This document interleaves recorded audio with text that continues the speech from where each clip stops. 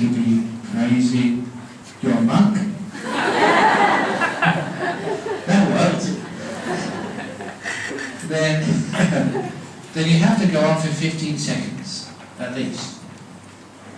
So you go home and say, darling, you're such a wonderful, wonderful wife, I love you so much, and you're so good with the kids, you're great with the housework, I'm so lucky to have married you, of all the people in the world I chose you, you chose me, you're such a great girl, you're so beautiful and charming, and the way you cook I really like, and I think that you're a wonderful personality.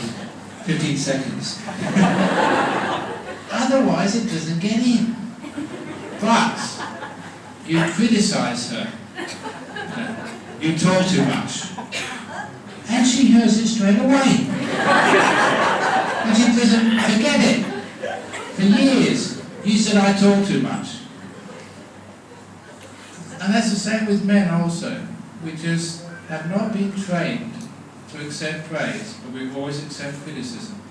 And I'm no exception to this. There was an incident which happened a few years ago which changed a lot of the way I look at my life now.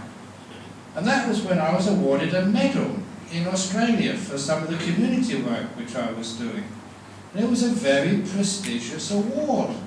So I had to go to this big ceremony, and they gave me this big medal I had to hang around my neck, and I also had to give a speech, an acceptance speech. And the acceptance speech I gave was, I'm very honoured and flattered to be given this amazing award. But you know, I'm just doing my duty as a monk. I don't really deserve it because there's many other people in the community who work much harder than I do. And anyway, I could not have done that without all the other people who support me and who are behind me, who work behind the scenes. So, but thank you anyway. And because I got that medal one year, and they award it every year, I was invited to go to the awards ceremony for the following year. Now the following year, there was a professor of haematology at our local hospital was given an award, and the reason was that being a professor of haematology, he was dealing with a lot of people who had cancers. And he had noticed that their treatment was excellent, radiation therapy, chemotherapy, surgery, except that they were going into the hospital and out without much care. And he realized that that was not good enough. They needed something more personal and warm for these people going through very, very great traumas. So he decided to use his position in the hospital to actually clear out 2 or 3 rooms and to turn that into an alternative therapy centre where any patient who was undergoing chemotherapy, radiation therapy or whatever could go there for free and get a foot massage, Reiki, homeopathy, acupuncture, anything. Especially if it was somebody just spending time with you, caring for you, like giving you a foot massage. Whether it works or not, there's somebody actually caring for you for half an hour. And that had huge results in the increased recovery rate of people with surgery, of the greater remissions for people who are undergoing chemotherapy or radiation therapy.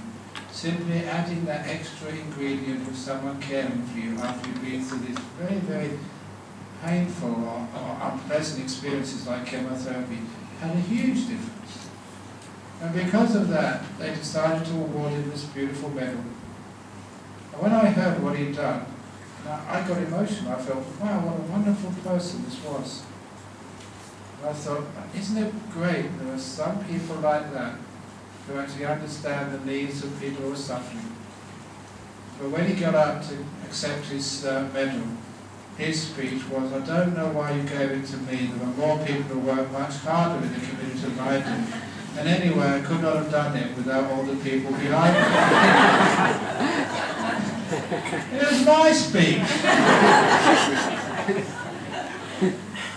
But because I was now being objective and just sitting on a chair listening to this guy, I realized, why is it that I did not receive the praise the year before?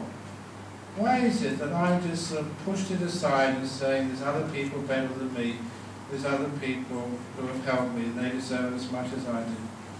I was not receiving praise.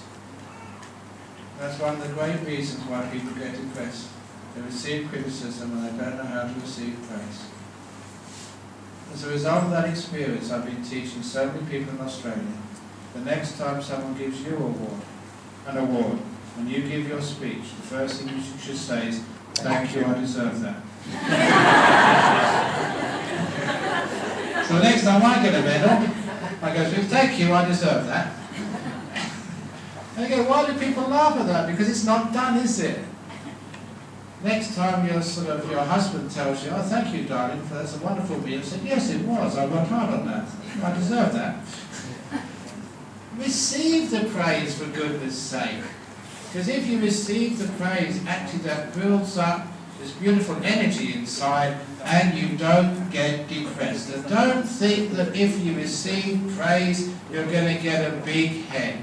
You don't get a big head, you get a big heart. Okay.